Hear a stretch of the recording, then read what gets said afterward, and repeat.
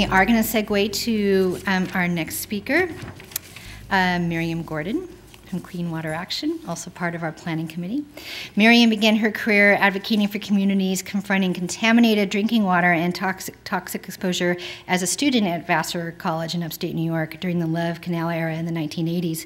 And she later became a toxics and waste lobbyist for the environmental advocates in Albany, New York, and earned a law degree from Vermont Law School, and became an attorney for the US EPA Superfund program in New York. Miriam joined Clean Water Action and the Clean Water Fund in 2008 as the director of their California program, and made her fascination with plastic a core issue for the organization and its 85,000 members in California. So please welcome Miriam.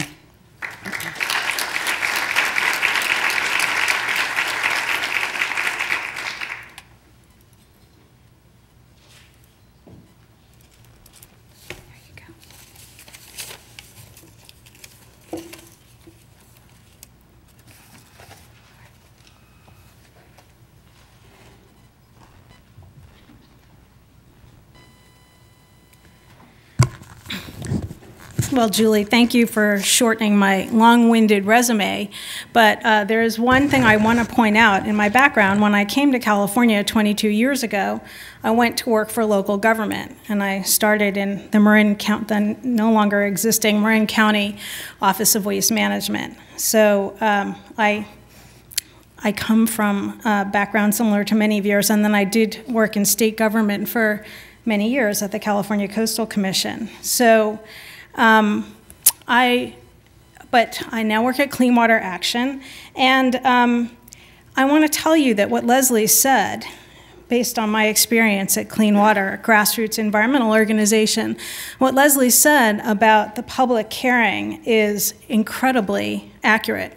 We fundraise primarily by having canvassers go door to door in communities all around the Bay Area every night, and we talk to we meet about 400 household members a night, and we've been talking about trash, polystyrene, and plastic bags for the last 2 years, and people are just disgusted. And so it's been probably the most popular issue for Clean Water Action in California since we opened our offices in 1990.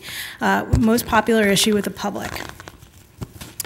And I hope you don't get sick of me. I have 3 presentations on the agenda today.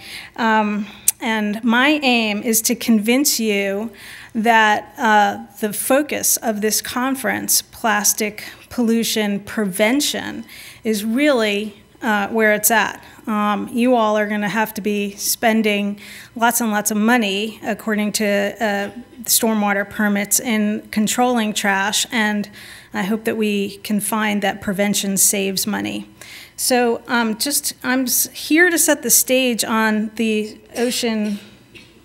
Okay, how do we go down? I'm hitting page down. You can either hit next or you can hit down. You can click that. Thank you. Oh, that didn't work.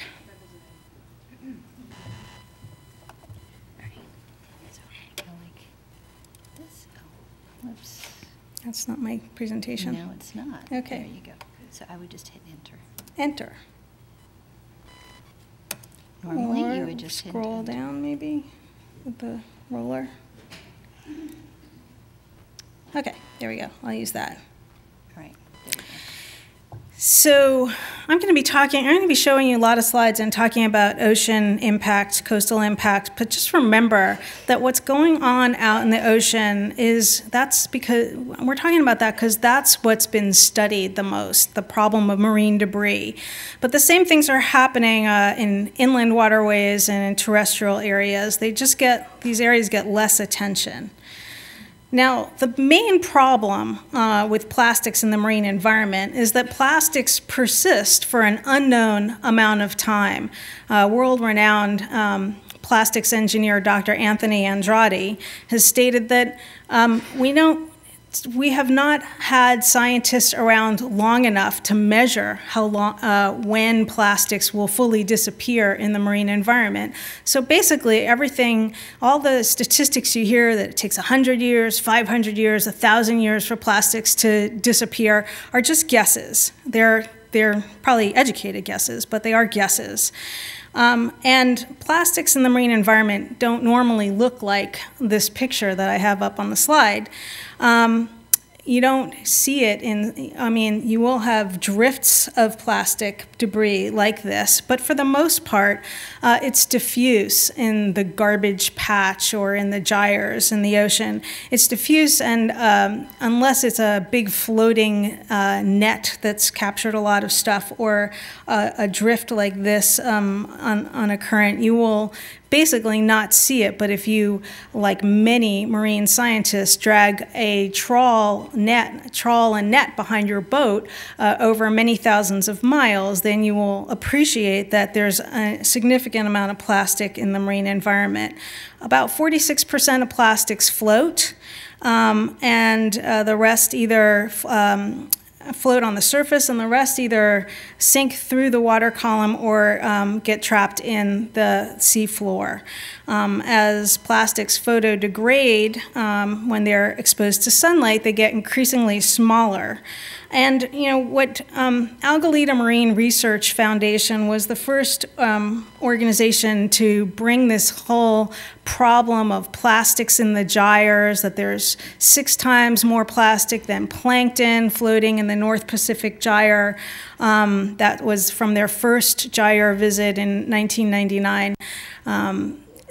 They coined the term the garbage patch, which no doubt you're all familiar with, and have taught all of us non-scientists that there are 5 major gyres in the oceans in the world, and 11 in total. And a gyre is basically an area of wind and current, where wind and currents converge and create a concentric pattern of current, into which plastic debris and floating debris will concentrate, because it just keeps circulating in this concentric pattern.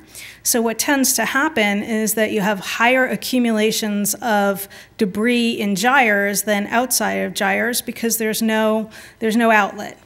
And the garbage patch is an area known is this North Pacific Gyre that has been said to be twice the size of Texas. It's several thousand miles wide. And recently, a scientist has been trying to, from the University of Oregon, has been trying to discredit, Oregon State, been trying to discredit this idea that there's this garbage patch out there by saying it's not a big floating island of garbage. And that's true. Algalita never made that statement that it's one mass of garbage. It's really diffuse throughout the entire zone.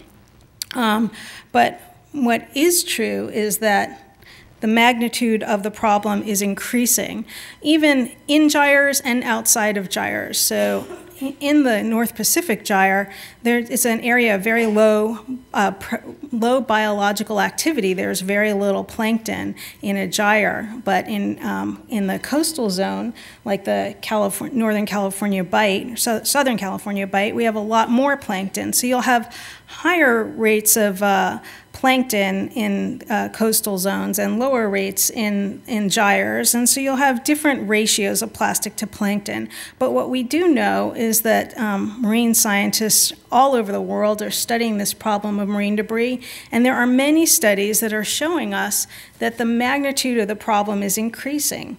There's been, and I just selected a few studies just to give you some examples. Off Japan's coast, for example, floating particles of plastic debris increased tenfold in 10 years from the 1970s through the 1980s, and then again tenfold every 2 to 3 years in the 1990s. In the Southern Ocean, plastic debris increased 100 times during the early 1990s.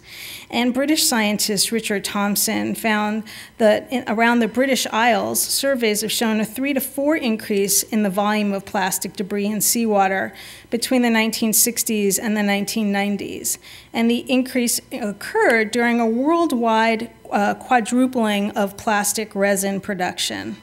So are we surprised, actually, that there's an increasing amount of plastics in the marine environment when global plastic production has increased from 5 million tons in the 1950s to over 250 million tons in 2006?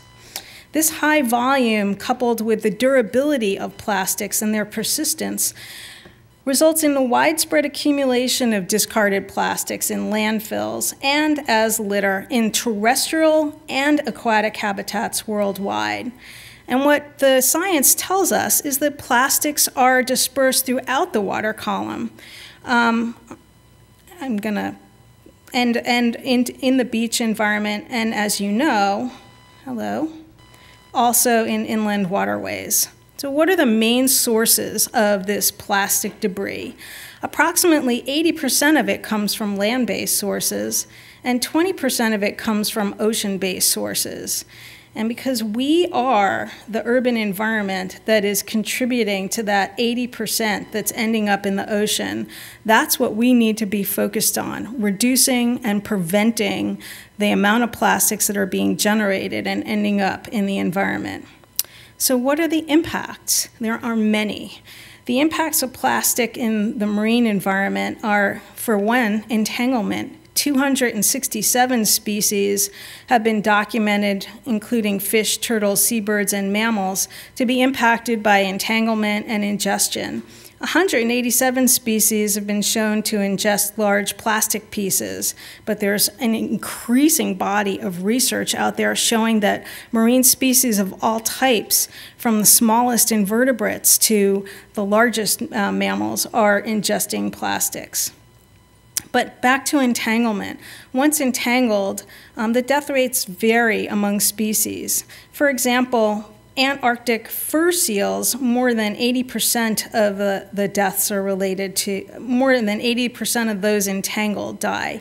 And it's 44% for Australian sea lions and 50% for entangled New Zealand fur seals.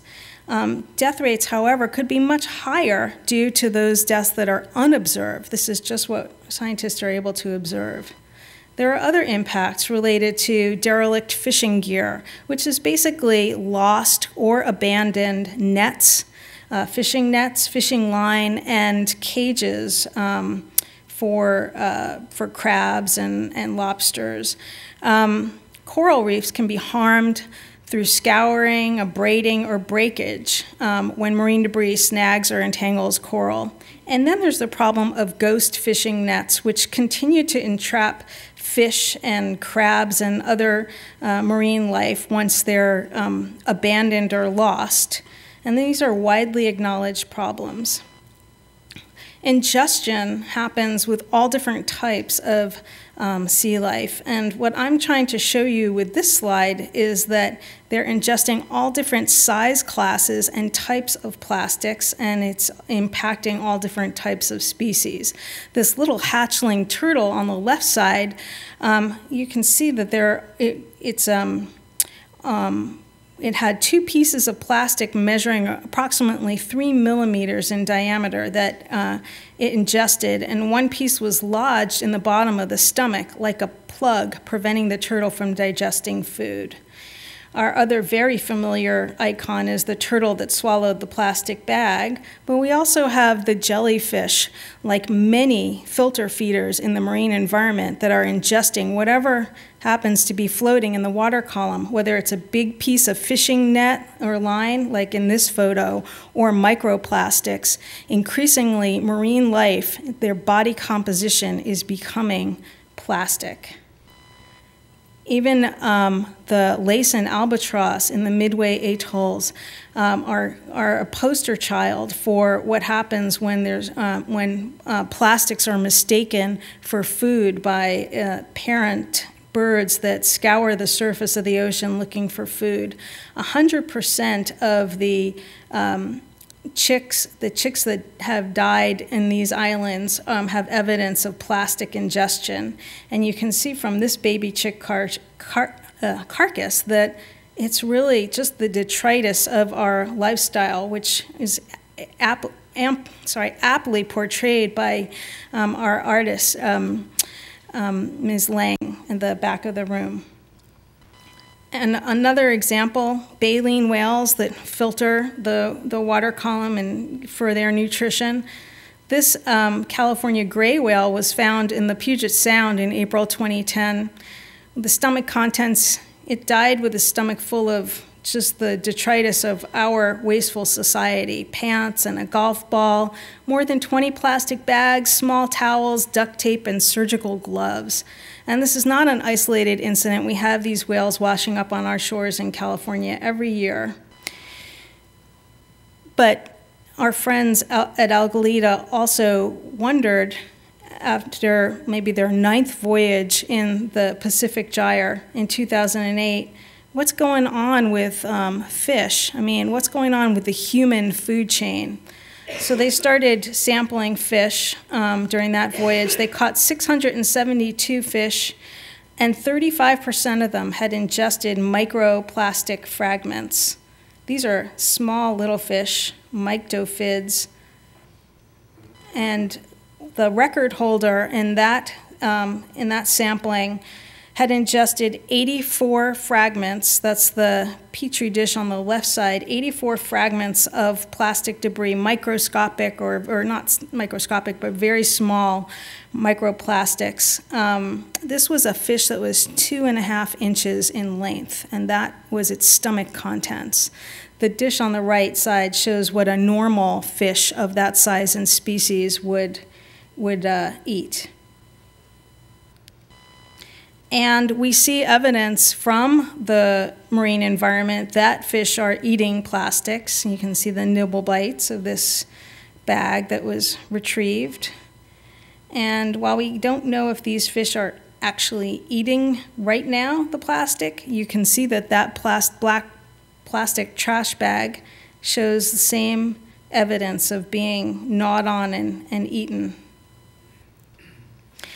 There are other impacts like the spread of invasive species, all these different size categories of plastics and different types of plastics that are floating create a perfect landing place and safe haven for other species that like to attach to solid floating pieces, and they raft on them. And some species lay their eggs on them, like this black plastic rope.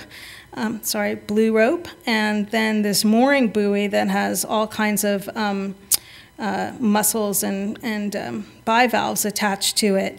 When they are transported away from by currents away from their native or geographic regions, these plastic pieces become a more effective method of dispersing invasive species than ship ballast water. And here's a very small, maybe 1 inch, 1.5 inch long styrofoam packing peanut, and you can see that these tiny mollusks had attached themselves. And we all know that polystyrene is lightweight and disperses easily and is transported easily by currents. So this is another transport mechanism for invasive species. And a major problem, where's that time check? Time checker? What? I'm done. Oh my God. A major problem is microplastics. And I will just say that there's an increasing abundance of microplastics, and you can see from this chart that it's consistent with the increase in the quantity of plastics being produced over the last 40 years, from the 1960s to 2000. And one of the problems with with plastics in the marine environment is that they allow plastic additives to migrate not only into our food, but also into the marine environment, because these additives, monomers that are used to form plastics, are never 100% polymerized. The remaining monomers, like styrene and bisphenol A, can leach out. And there are hundreds of these types of additives that are used to do UV stabilization, soften, or make rigid the plastics. They're antifoggers, antimicrobials, flame retardants, colorants, all kinds, hundreds of additives.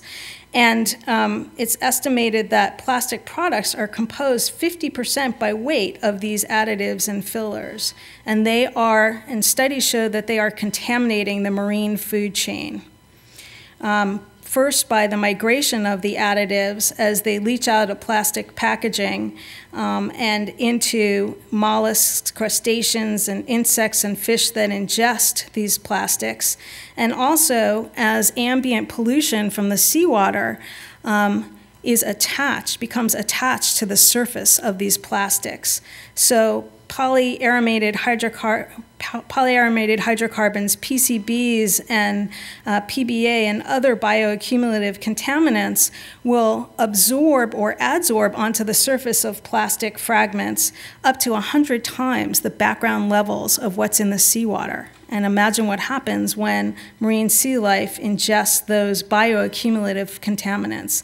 There are impacts on wetlands, and then there are the economic impacts related to vessel damage, loss of coastal tourism, costs of cleaning beaches, costs that will be addressed in the next presentation, and property damage related to boat propeller and boating damage. Loss of coastal tourism in the Asian Pacific economic region has been estimated at $622 million per year, and that's from tourism. And then from fishing, shipping, and tourism, $1.2 billion per year. Marine debris is comprised mostly of plastics, and this is what we're finding, that it's mostly packaging. It's a lot of cigarettes, but it's mostly food and beverage packaging. If you look at the 10 most common items collected on beaches during Coastal Cleanup Day. And we can see that it's a lot of packaging products, food and beverage packaging. Food and beverage packaging is containers and packaging is 29.5% of our municipal solid waste stream. And most of the plastics that are manufactured in the United States are used for packaging as opposed to other goods. And this is a symptom of the fact that of our throwaway lifestyle that was touted by Life magazine in 1995 as the new era, the era that Leslie referred to by Dustin Hoffman, that it's the plastic age, and it's our throwaway living lifestyle that's creating all of these impacts, polluting our environment and causing our food chain to be contaminated. So I hope that we can reverse that trend. Thank you very much. Just leave that. Thank you. I think, unfortunately, some of the most interesting stuff tends to be the most horrifying stuff.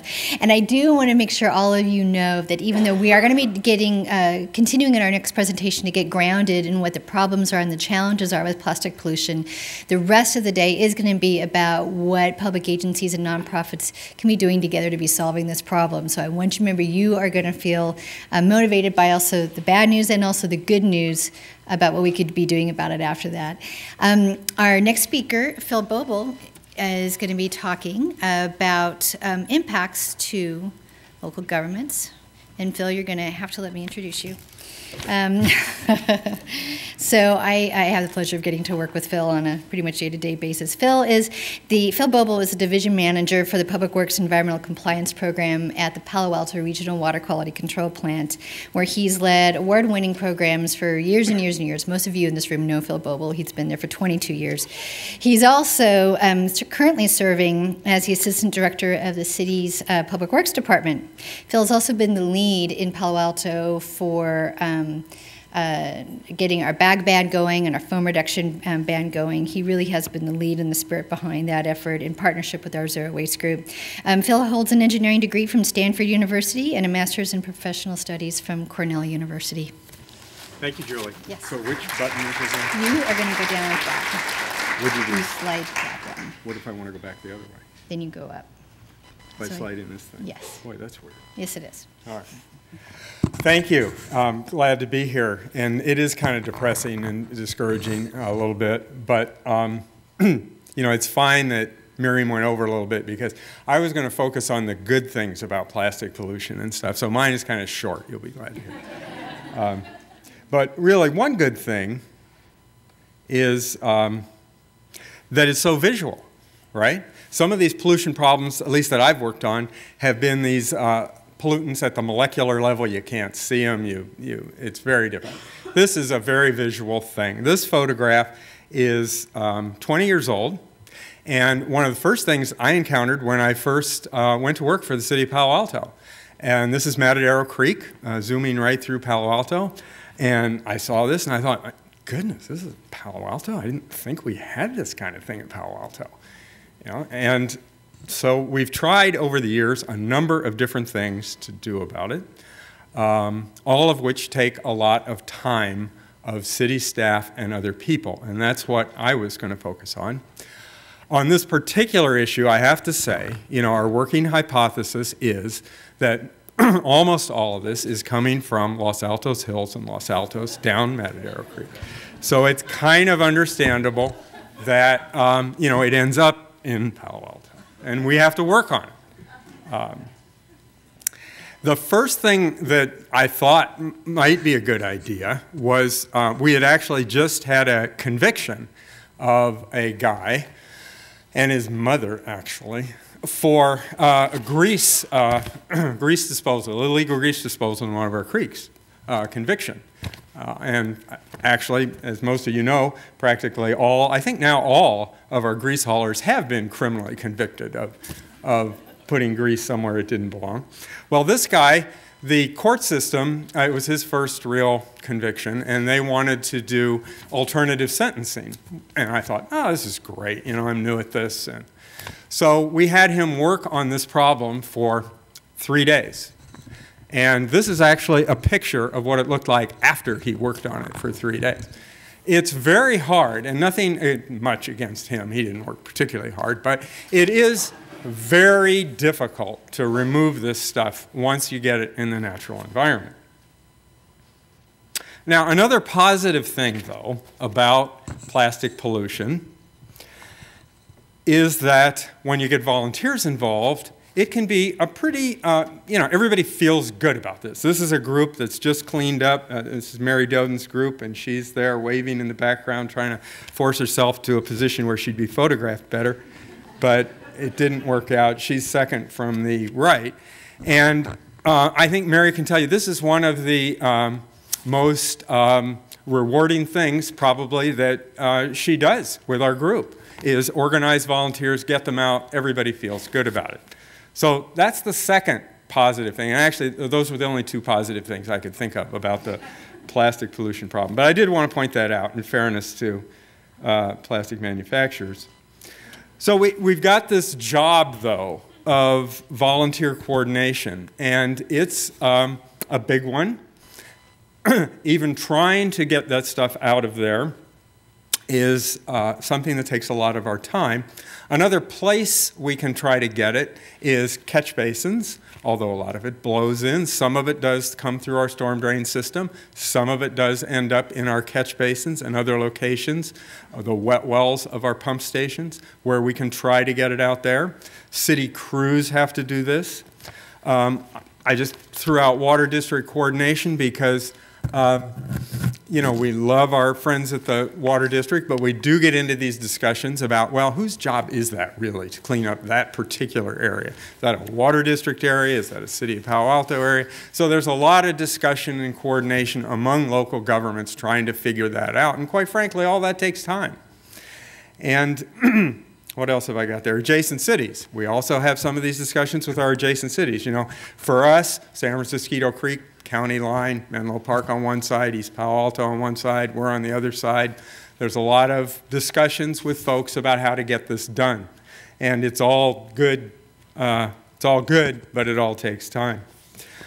We blame an awful lot of what we see in our creeks on the freeways, and I think legitimately so. You know, there's an awful lot of stuff getting blown off of our freeways and expressways and into our water bodies. And that's another source of intergovernmental kind of coordination and work. And of course, the freeway people are spending all kinds of money and doing what they can.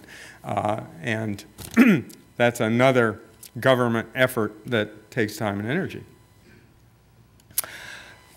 Here's just a shot of a volunteer trying to get this stuff out of here and reinforcing what everybody knows is that once the plastic starts breaking up in small pieces, and of course styrofoam or expanded polystyrene is my favorite because it breaks and breaks and breaks, and then it's very discouraging, really I would have to say impossible to get all that stuff back out of there again.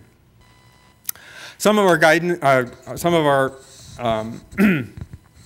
volunteers need more guidance and help than others. This group is, you know, gone a little astray, but it does take time. However, on the other side, I have to say that a number of our volunteers know better than we do what to do. They're great, they're well organized, they're terrific, and they show us the path. So we have learned so much from our volunteers.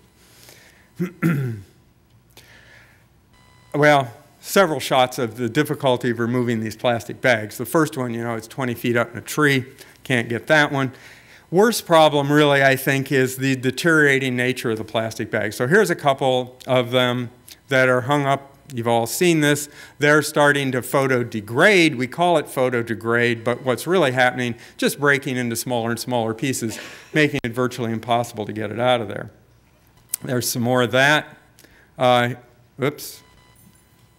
Here's styrofoam doing the same thing, and getting involved with leaf litter and the other natural debris in the creek. And so some of our volunteers will spend a lot of time trying to separate this. Another way is just to remove it all, but then what do you do with this combination of natural leaf litter, twigs, and the plastic stuff? Do we put that in a landfill? Do we try to compost it? There's really no good answer for once you've got this kind of wedding of these two, the natural and the unnatural. Oops. Huh. Oh, well, just reminding you what I've already told you, that you're supposed to do that in a talk, you know. So, regulatory requirements. So this takes a lot of our time too, because once we say, okay, recognize the obvious and say, you know, it's just not working to clean this stuff up. Once it gets out of there, it's just too hard. So we'd better do source control. That makes sense, right? And we'd better try to prevent it from going in the first place. Oops, sorry, this isn't source control yet. So this is a regulatory effort to remove the stuff once it gets into the natural environment. And as everybody knows, the state, through the Regional Water Quality Control Board mostly, but some other state agencies, are getting in the business of trying to regulate trash as a pollutant. It's kind of the latest pollutant. So we have these hotspot designations now where cities are to designate hotspots under our permit from the state, and then we're to act. Needless to say, this is a huge burden on local government. 304D listing is another vehicle that the state has. They can list an area as impaired for trash. They can do a TMDL. They can require local government to act. We've got a new requirement in our county-wide permit, actually in our Bay Area-wide permit, to do a 40% reduction in trash from baseline over time. This is falling now on local government and is another example of the regulatory burden that local government is going to face. We're also required to put in these full capture devices, and many of you know that. So for a percentage of our commercial area, we're going to have to put something in that'll catch 5 millimeter in size of trash. And this is going to be a major expense, and even more so than the expense, it's going to be a major maintenance issue as we try to keep these things clean and perpetuate them. We're also looking at diversions.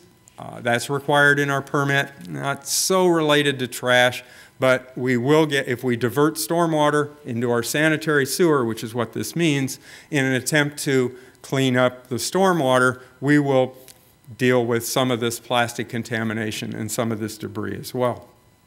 And then there's the whole thing about reporting, because once we get into all of these regulatory requirements, of course the state and everybody else wants detailed reports on how we're doing and count the cigarette butts and all this kind of thing. So it's a huge burden for us. This is one thing we tried. This is a boom on Matadero Creek above the shot that I showed earlier where it tends to hang up on vegetation. This is an area where it's still concrete lined and it's accumulating stuff. You see our truck, you can't see it too well, but that's our Vector truck, and we're trying to remove this stuff from behind the boom with a Vector truck. That works reasonably well, but again, another time sink for us in trying to remove it at that point. This is some of the stuff we took out at the boom.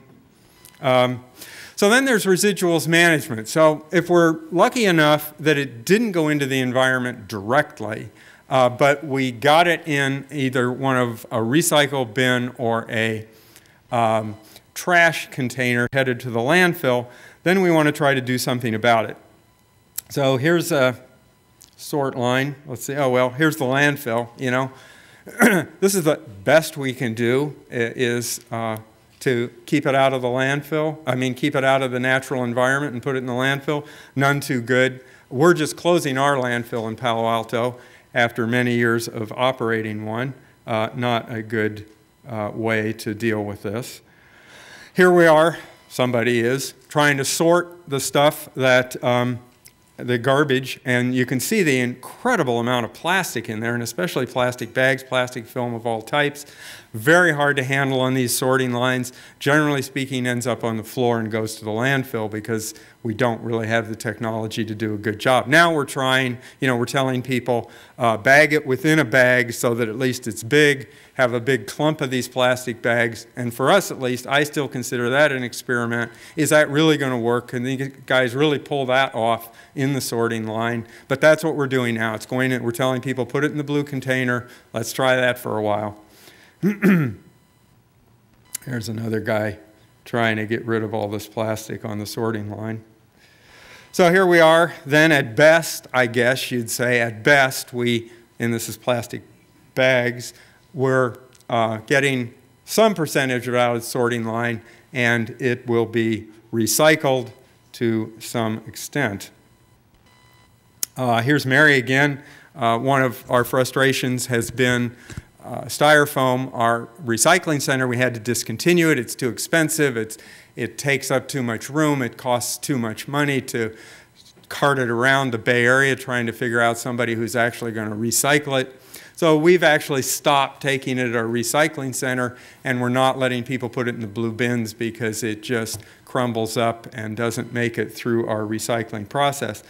There are still several places in the Bay Area you can take this stuff, and since Mary and I are passionate about this, we trucked it over there from the water quality control plant where we actually get a lot of Styrofoam packaging. This can't be our future, though.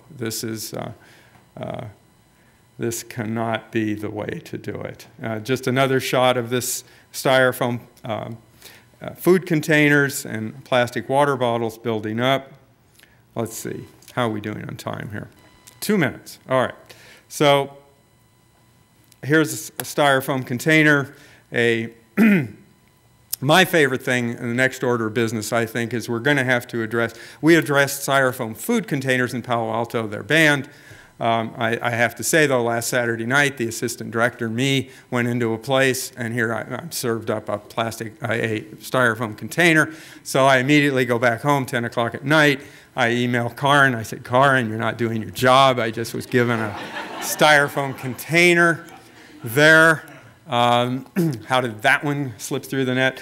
But at least there's a path forward there. This item is a Styrofoam cooler, which you buy for $2 at Safeway. It's basically a throwaway cooler. Who's going to buy something for $2 and then treat it like, you know, a lifelong possession? So they get left on the beach and destroyed, crumbled up, and then, of course, they're going to be washed out to sea. So on my list before I retire is to do something about some of these big objects like the Styrofoam food containers that are being sold and essentially as a throwaway item.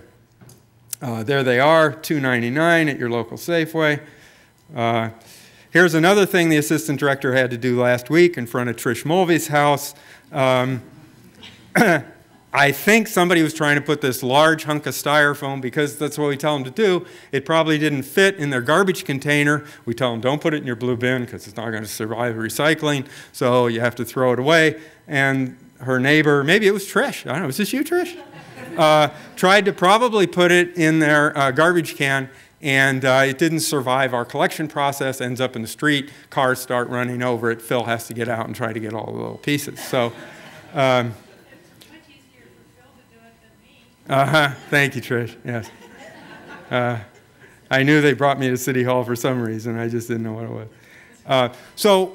One quick, I have 1 minute left, and I would just say another activity that we can do besides trying to clean it up in the environment and besides the regulatory restrictions that Miriam and others are going to focus on, so I didn't focus on those. Obviously, they take a ton of time too.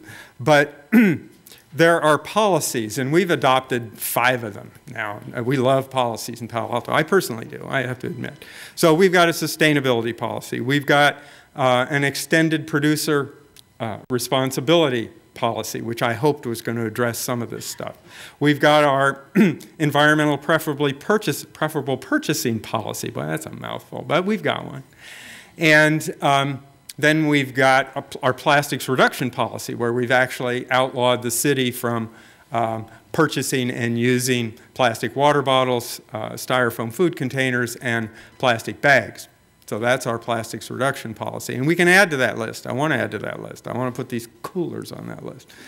And then what's our 5th one?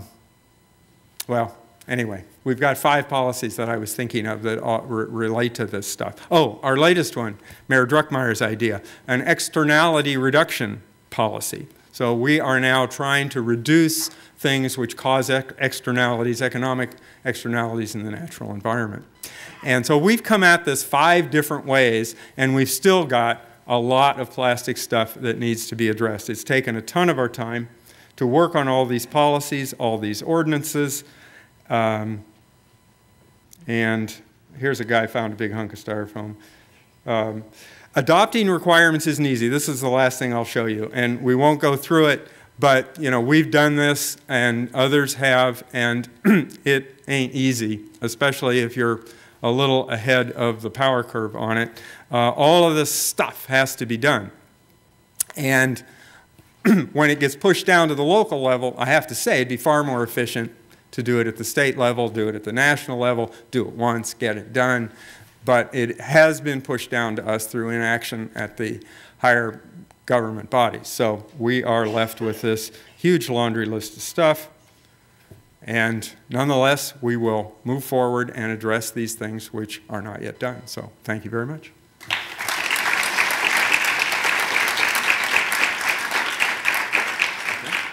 Do what? Oh, right now? Yeah. Okay. We have a few minutes for questions, so Miriam and Leslie, if you could also come up. We have a few minutes for questions, yes. So questions from the audience. We've got about 5-10 minutes. Yes, in the back.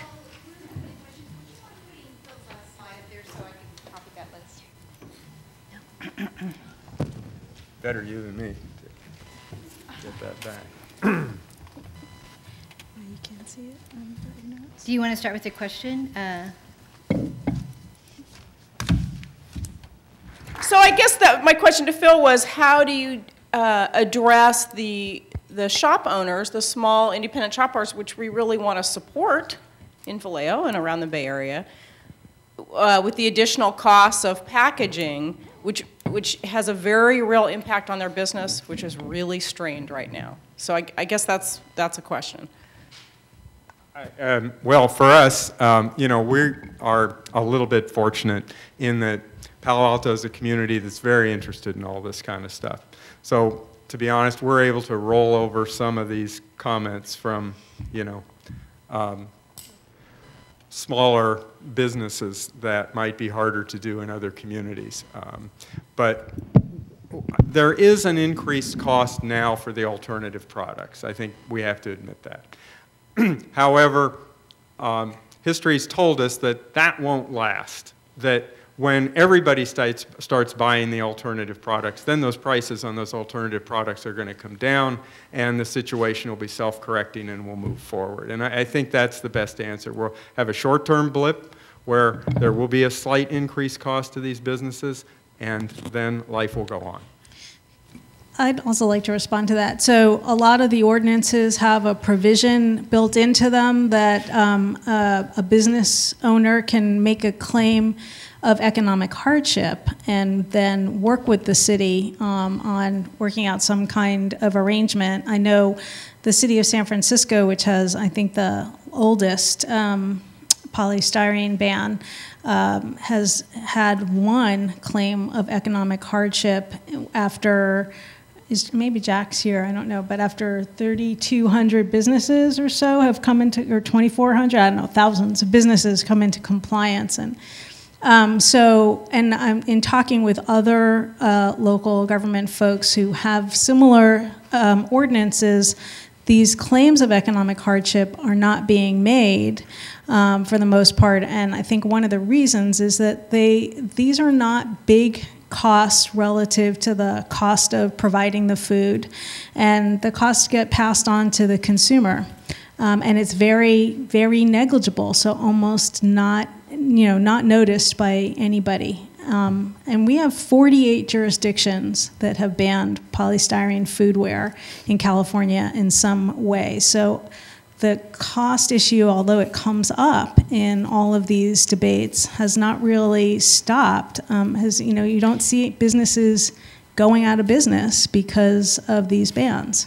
I would also suggest, if you haven't already spoken to Josephine Miller at the Santa Monica City Office of Sustainability, she has a lot of anecdotal testimony that she can provide you from store owners in Santa Monica who have uniformly accepted the ban and have, as Miriam said, not made any claims for hardship, and no businesses have complained since the ban was implemented, and she may have additional information for you. And one other thought is, I know the city of Richmond, which is maybe not like Palo Alto in terms of, and more like the city of Vallejo in terms of the socioeconomic range of the businesses there. Their staff have been working with local businesses on the implementation of their ban, and there are a lot of alternatives to foam foodware that are not that much more expensive, in particular the paper products. So I think it's really important not to specify what alternative food packaging it will be allowed. I think we should be focusing with these polystyrene bans on just the problem that they're a bad actor in the marine environment, in our waterways, really hard to control. The other options, as I'll be saying later, may not be any better, so why should we specify what the alternatives are? And that allows businesses to choose from a range of alternatives, some of which aren't that much more expensive than foam. Okay, I want to get a couple more questions in before we break. Yes, in the back. How do you enforce the ban in Palo Alto, Phil, besides eating it every single time? I try to do that. And do you also allow the cornstarch-based plastics, which I'm not sure if they're really much of an improvement? Yeah, we didn't specify alternatives. We followed Miriam's advice. And so with respect to your first question, so Karin's here, she could say more, but we did visit a very high percentage of the larger businesses and blanketed them with, what, 3 different mailings, Karin? 3 different mailings, and we actually, I think, to 80% of our restaurants. So the higher environmental compliance through this went out. Now, we did not go to all of the teeny little places that might have styrofoam coffee cups in the lobby of the, Slippery Eel Motel. We did not go to those places because those, frankly, were the only places that had objected to the thing in the first place. And we just didn't want to get into a big fight over somebody that was giving out a few coffee cups every day. But if we get complaints about that, we will go there and we will enforce it. So I would say we're going to use a complaint-based approach for the teeny little guys and a inspection visitation approach for the big dogs. All right, the person who's kicked soundly, yes.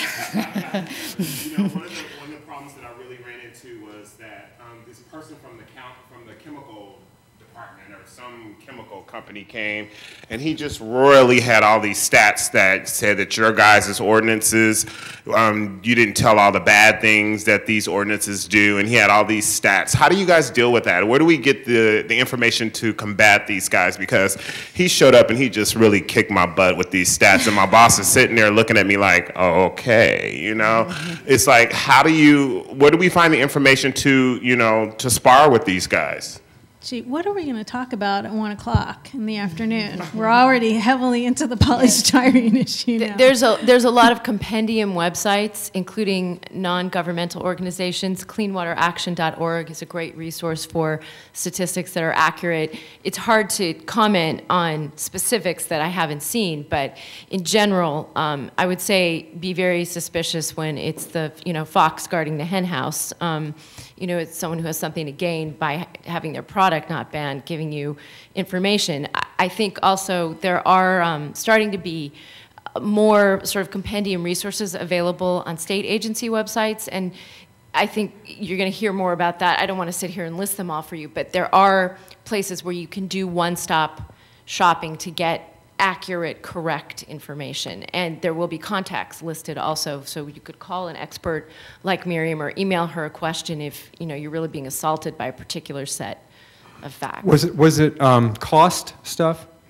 It was cost, and it was saying that, because one of the arguments that I said is, look at all the other jurisdictions that have done this and that it's working for, and that this is a really good thing for the environment. And so a lot of it came down to cost and how other products basically don't work as well, and they have problems as well. We run into those types of issues.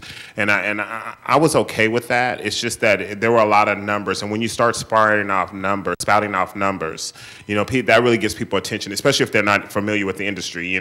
Someone who's just sitting in on a meeting and they start hearing the statistics for how well these ordinances really work and how well they don't, and those types of things. Well, on cost, I remember having my sound bite. I've actually forgotten what it was, but the sound bite is you take, what are they claiming? It's even 10 cents. So it's a 10-cent increment on the high side, take 5 cents, and then compute what percentage of that is of a typical takeout meal of $10 or something. So all of a sudden you're talking about 1% of the total cost. It's going to be passed on.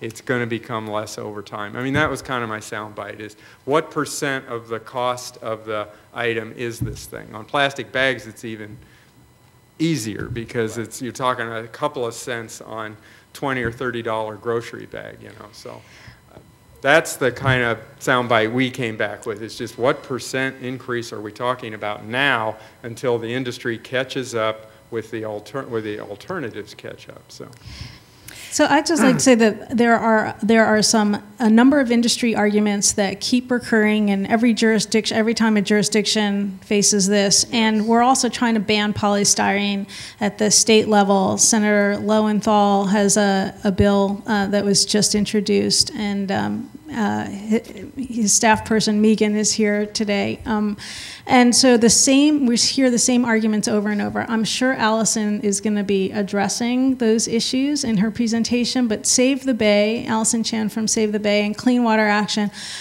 we work on developing responses to those industry arguments, and we would be happy, both of us, to come and chat with you or talk with you on the phone and give you our talking points, and that's what we're here for. We want to make that number, 48 jurisdictions that ban polystyrene foodware, go up, and then see that happens, that we have a statewide ban so we have a consistent policy.